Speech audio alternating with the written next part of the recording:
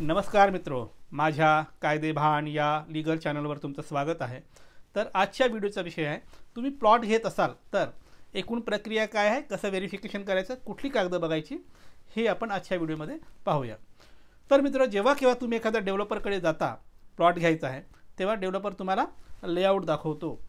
पण प्लॉट घेण्याआधी तुम्हाला 6 कागद बघायची असतात आणि ही 6 कागद व्हेरीफाय करायची असतात। ती 6 कागद कुठली?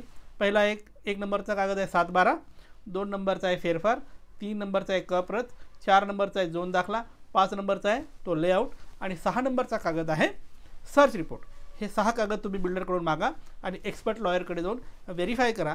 हे 6 कागद ओके असेल तरच तुम्ही प्लॉट बुक करा किंवा विकत घ्या।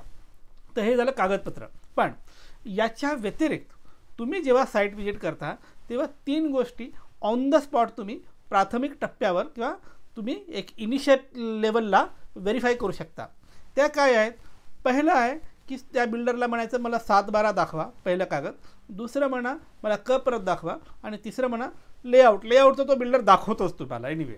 तर हे 3 कागद बघायचे। याच्यात काय पाहायचं असतं त्या तिथे साईटवर 7/12वर भूमापन क्रमांक म्हणून वर लिहिलेलं असतं, ते बघायचं। गावाचं नाव आणि भूमापन क्रमांक। भूमापन क्रमांक म्हणजेच तो गट नंबर किंवा सर्वे नंबर असेल। हा जो भूमापन क्रमांक दिलेला आहे त्या 7/12वर, तोच भूमापन क्रमांक क प्रतवर लिहिलेला आहे का बघायचं। बरं, हा क प्रत काय डॉक्युमेंट आहे? या भूमापन क्रमांकाची जमीन मोजणी करून त्याचा जो काही नकाशा काढला असतो की अमुक गट नंबरची जमीन एवढी आहे आणि याचे असं नकाशा आहे। कसं असू शकतं? चौकोनी असू शकतो, त्रिकोणी असू शकतं किंवा अजूनही कुठल्या आकाराचा तो गट असू शकतो। तो जो काही त्याचा आकार आहे त्याचा नकाशा त्या क प्रतवर असतं। म्हणजे बिल्डर तुम्हाला जी काही जमीन दाखवते या गटाची ही जमीन, तर बिल्डर जसं तुम्हाला बोर्ड दाखवतो ना, हे बघा ह्या सीमारेषा आहेत, तर तसा सिमिलर नकाशा क प्रतवर आहे का तुम्हाला लगेच कळतं।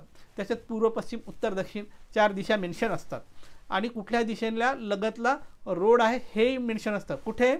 त्या नकाशावर क प्रतवर काढलं असतं। म्हणजे क प्रतवर पूर्व पश्चिम उत्तर दक्षिण ज्या दिशा दाखवल्या आहे आणि तुमचं तिथे 9 मीटर किंवा 12 मीटर किंवा 15 मीटर किंवा 18 मीटरचा रस्ता दाखवला आहे, तो एक्झॅक्टली कुठे आहे ते क प्रतवर बघायचं, कुठल्या दिशेला ते मेन्शन केलं आहे आणि ॲक्च्युली साईटवर तो रस्ता त्याच दिशेला दिसतो का ते बघायचं।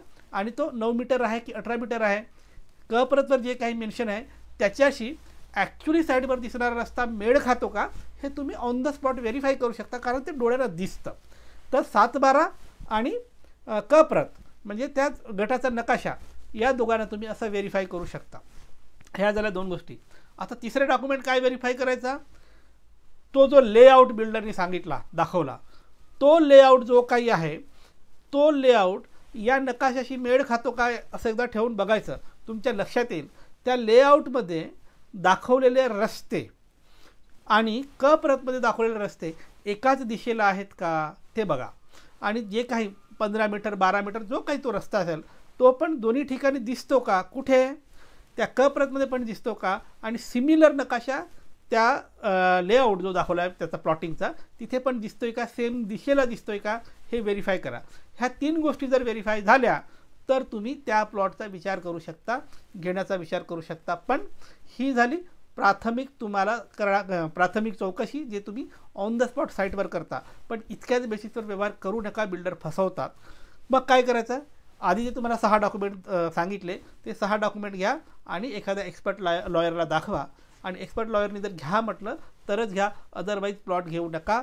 बिल्डर लोक खूप फसवतात। कसं फसवतात? एकतर गट दुसराच, क प्रत दुसराच आणि लेआउट दुसराच।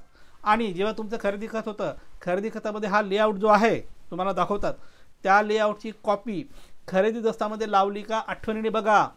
99% बिल्डर तुमच्या खरेदी खतामध्ये या लेआउटची कॉपी लावत नाही। म्हणून काय होतं की तुमच्या खरेदी खतामध्ये बिल्डरनी तुम्हाला विकलं, तुम्ही विकत घेतला, एवढंच असतं। खरेदी खतामध्ये लेआउटचा कागद न लावल्यामुळे उद्या प्रॉब्लेम येतो की तुमचा प्लॉट त्या गटात एक्झॅक्टली कुठे आहे हे डिफाईन होत नाही। मग तुम्ही बांधकामासाठी परवानगी घ्यायला जाता तेव्हा परवानगी मिळत नाही। असं होऊ नये याच्यासाठी आठवणीने प्लॉट घेताना, रजिस्ट्री करताना बिल्डरनी तो लेआउटचा कागद रजिस्ट्री दस्तामध्ये लावला का ते व्हेरीफाय करा। आणि या सगळ्या गोष्टी जर व्यवस्थित होत असेल तरच तुम्ही खरेदी दस्त नोंद करा आणि प्लॉट घ्या, अदरवाईज घेऊ नका, बिल्डर तुम्हाला फसवतात. तर मित्र, ही होती माहिती की जर तुम्ही प्लॉट घेत असाल तर काय काळजी घ्यायची, साईटवर एक्झॅक्टली काय पाहायचं असतं आणि वकिलाकडे किंवा एक्सपर्टकडे कुठले डॉक्युमेंट व्हेरीफाय करायचे असते या संदर्भाने माहिती आणि कायदेशीर तरतूद. मित्र, तुमच्यासाठी असंच मी कायद्याचे व्हिडिओ आणत राहीन. कायद्याचं ज्ञान वाढवण्यासाठी कायदेभान पाहत राहा. आणि हो, ज्यांना कायदेशीर सल्ला हवा आहे ते संपर्क करू शकतात. माझा नंबर तुमच्या स्क्रीनवर दिसतोय, पण थेट फोन करायचा नाही, अजिबात फोन करायचा नाही. व्हॉट्सअपवर जा, नाव, गाव, जिल्हा, केसची माहिती लिहून पाठवा. तुमच्या केसमध्ये मेरिट असेल तर आम्ही तुम्हाला योग्य तो सल्ला देऊ. बाय.